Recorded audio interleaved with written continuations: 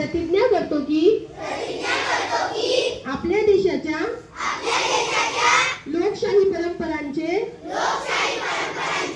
जतन करू आणि मुक्त निपक्षपाती व शांततापूर्ण वातावरणातील निवडणुकांचे पावित्र्य राखू व प्रत्येक निवडणुकीत निर्भयपणे तसेच धर्म, वंश, जात, समाज, भाषा यांच्या विचारांच्या प्रभावाखाली न येता किंवा कोणत्याही प्रलोभनास